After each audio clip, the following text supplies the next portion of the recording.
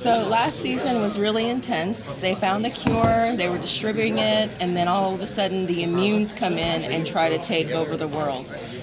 In the season 3 trailer, we see that you have been taken. What can you tell us about this third season as far as filming and things like that? So would you mind if I move you over to there, if that's okay? There are moments where we are not aboard the ship, that we are in grave danger, and the remaining crew aboard has to figure out a way to rescue us.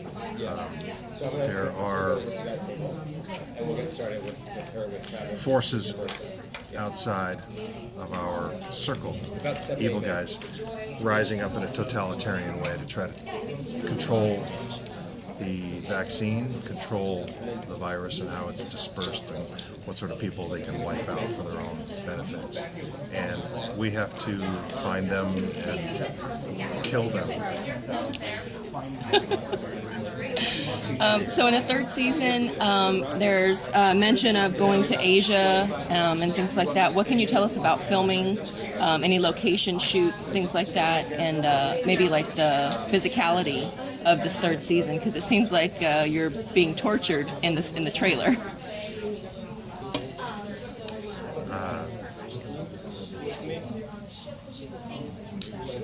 The situation that Slattery and the small group that he is with find themselves in is one of extreme discomfort. And gosh, I wish I could talk about this more. These are very difficult because it's I'm not allowed to talk about these sort of spoilers. Well, what about the physicality? Like, what did you have to endure? Like, did you do any extra training for this? We got a lot of cold weather training, and we were in the dirt. We were in the dirt and the wet, and we lost a lot of blood.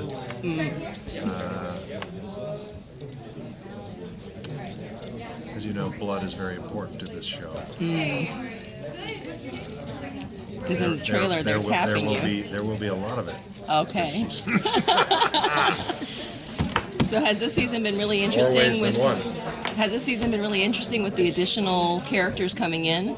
The dynamic has seemed to, like, really, the antes are being upped even more this season. And of course, now you have a president, so to speak. And then also Bridget Regan is coming into the show. So what can you tell us about the new cast members and the feel of the set? Yeah, Bridget kicks ass as Sasha. Mark Moses is fantastic as President Mishner. The intrigue that goes along in St. Louis White House is something that I think the audience will focus on very closely.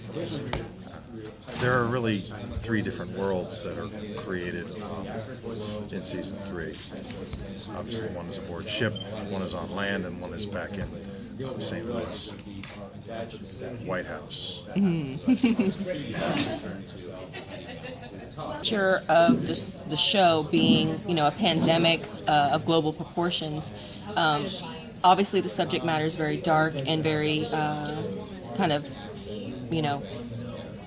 depressing in a way. How do you keep things fun and light on the set to kind of offset that emotionality that you have to have with your characters? Is there any practical jokes that people play? Because you always play such warm and fuzzy characters. Yeah, right. A la Chuck. Practical jokes. There's not a lot of time for that. We just try to keep it light in between setups. In between takes is when it's serious, but in between setups when the cameras are moving around, we laugh, we sing a little bit, and get a chance to step outside and have a cigar.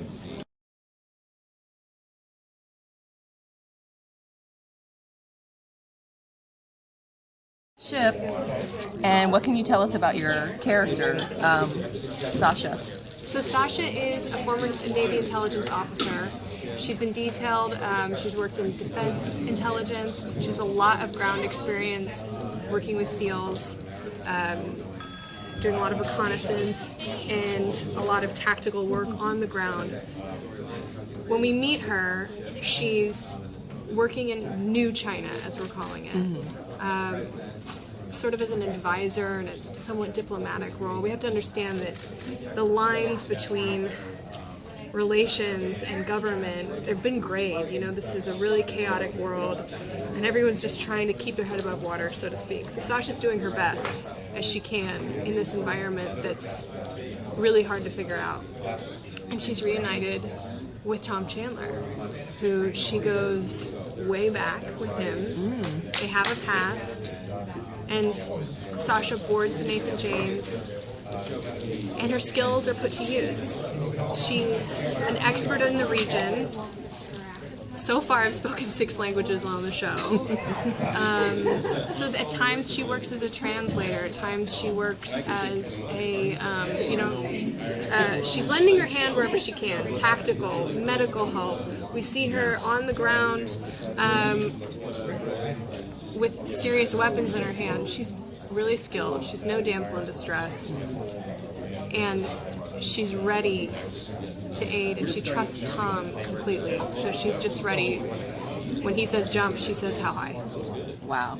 At the same time, she can give him a hard time when she wants to, because she has that relationship with him and the smarts. True.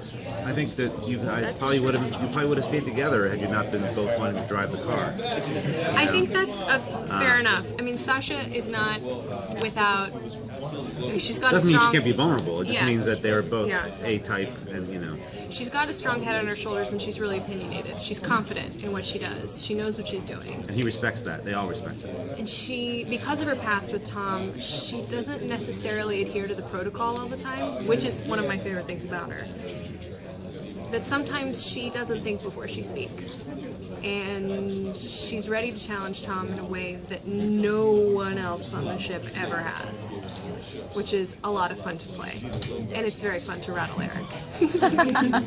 I just came up with the first scene for next season for you, by the way. Okay, It's great. very cool. Can't wait to hear it. Very cool. What can you tell us about the immunes? Obviously, in season 2, those who are immune naturally to the virus have risen up.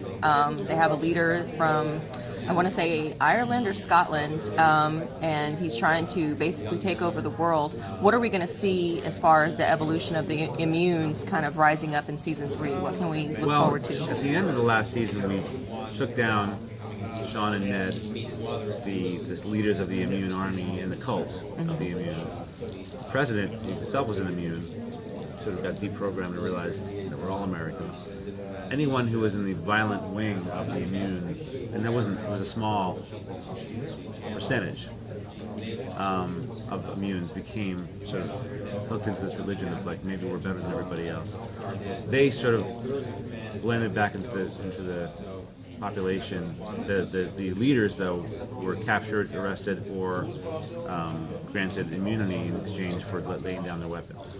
And so when this season begins, it's actually, we open up with a really nice introduction to what America looks like. And what America looks like is people trying to rebuild. I mean, people coming out of hiding, people coming to get the cure, and then, okay, once you get the cure taken care of, once you got your life, you're not going to die from the virus in a horrible way. It's picking up the pieces. Sasha says to Chandler, everyone lost something in the fire. Meaning, like, she lost a husband, he lost a wife, and people lost children, they lost cousins, they lost friends, they lost co-workers, they lost communities. And so now it's how do you pick up the pieces? And so the president is now ensconced in St. Louis because it's been the natural place to set up shop, the center of the country more or less, has access to the waterways, and that's where the cure can arrive. So the country is now sort of in a rebuilding phase. And just like there are no nations and states internationally, the lines are blurred in America as well, because certain areas became dead zones, certain areas became places of refuge. Certain people rose to the top, not just because they're immune, but because they were smarter, stronger, richer, luckier, whatever. And so natural selection sort of happened where, like, well, now this person is basically like the mayor of St. Louis was the guy who kept 200,000 people alive. We made him, part of the central government because he was such an important part of our world. Elsewhere, there are other people like that, leaders who sort of arose from the ashes, and we said, okay, we're going to need your help. You have influence in the Northwest. You have influence in New York. You have influence in Texarkana. We're going to deliver a cure to you. You'll get it out to your people. Same thing happens in Asia. Oh, China has a new leader. According to Sasha, he's not the nicest guy, but he does get things done. Trains run on time sort of guy. There are rumors about him how he became powerful, but right now all we have to worry about is he's a partner we have to trust to get the cure across Asia, because we can't do it ourselves. We only have a few Navy ships and a few sailors left, and fuel and all that stuff has to get done, so it has to be a team effort. Some people aren't playing by the same rules. So there are people in America who aren't playing by the same rules, and people overseas who aren't playing by the same rules. So this causes conflict both at home and overseas. And all the while, the risk is, well, maybe if the virus is mutating, maybe that's going to create another pandemic. So there are a lot of high stakes, but it's really about, every season's been about exploring how do humans behave in certain situations. And right now it's reconstruction. It's devastation. We're used to the lights being on and having internet and having fresh water. Well, guess what? If there's not enough people to run the power plant and the electric station and the sewage plant, we'll be sitting around campfires. I know when my power goes out for a couple days, and suddenly we're like candlelight, we're set back to the 19th century just like that. Imagine if that was quasi-permanent in your region. And so then a guy comes around and says, I can make that better for you. Follow my plan. And then suddenly it's not a democratic plan, but you might have 3 square meals and electric light. This is what we're talking about. So it's a big, complicated, ugly, messy world, and they got to figure out how to navigate through it. Great. Last comment right now.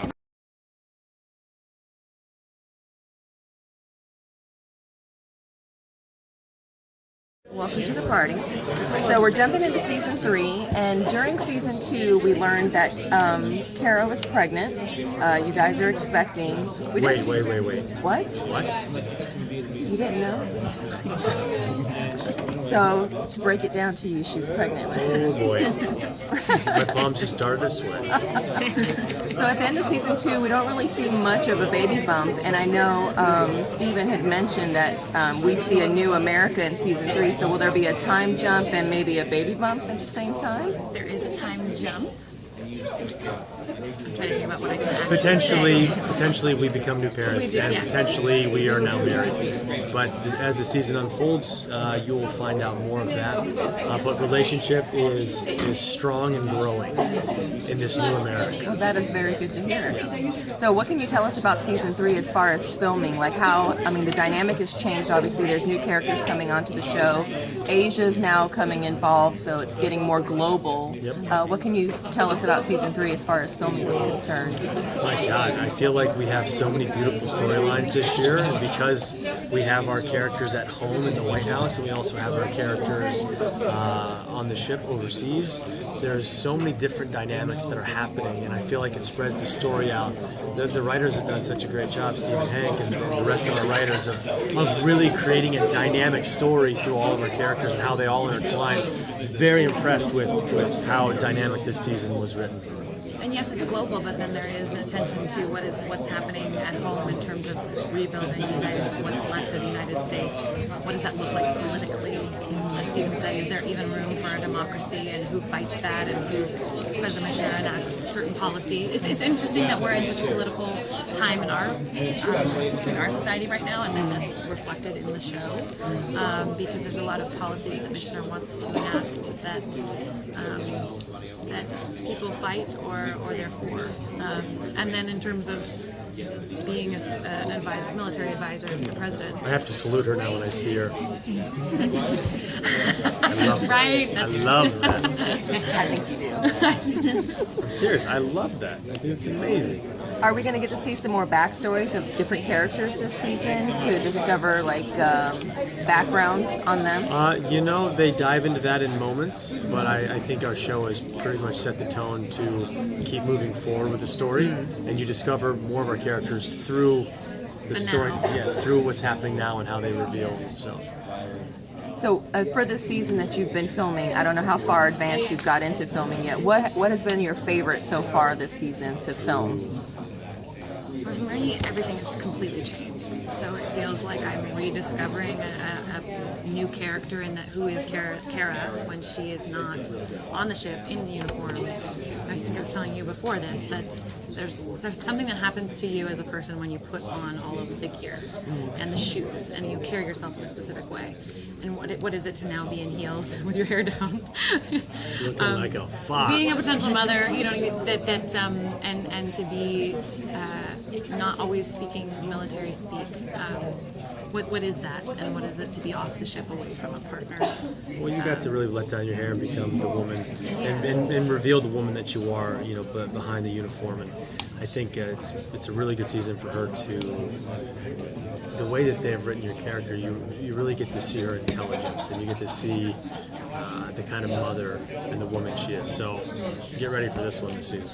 Are you going to let your hair down too? My hair is currently down. Growing? This beard got a little longer this season. Yes, I just noticed that. Yeah. I didn't want to say anything, but you know. This is my favorite thing about season 3 is my beard, I think. The Because lack I don't have to cut it. You don't have to shave. Yes. So is there a favorite scene at all, an action scene or any scene that you have that with another character that you really... I've got I have a favorite scene that I don't think I'm allowed to reveal. You guys know Ness Batista, he plays Yeah. Cruz. I have a really great scene with him. Him and I did some cool stuff together about halfway through the season that we had so much fun filming this scene because there's action and there's movement and there's life and we get some emotion and there's purpose and it's filled with a lot of conflict and yeah, it was beautiful to play. He's such a great actor. And I would say for me, I think that I love as an actor playing the conflict of loving someone that's my partner, that's the father of my child, that's away from me, and I'm having to make the military decisions. I'm having to make the decisions that are the right decisions that I'm instinctually supposed to make, that are really, really hard to make when there's the loved ones and the people that you've worked with so hard for years. But then also I think Kara, there's a point I think I can say that Kara starts discovering that there's a lot more going on at home than meets the eye. And so she starts doubting what's going on around her and the mistrusting of my colleagues starts to build. And I think I can tell you that gets really exciting. The question is, we always have an imminent threat that's after us for whatever reason, and this season, just like every other, who can you trust? And I think that's a through line of our show, and you know, it really it raises the question of power and how that really manipulates people to either become a better version of themselves or become a worse version of themselves. And I think this season is no different than the last, where it really tests a lot of people with that test. And there's a lot of thoughts of how alone are we, or how alone am I, all the way over here in the United States, and everyone that I know and trust is on this ship. You know.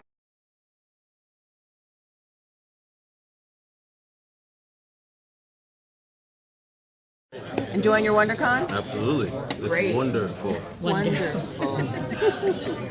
We had to let you get it in there.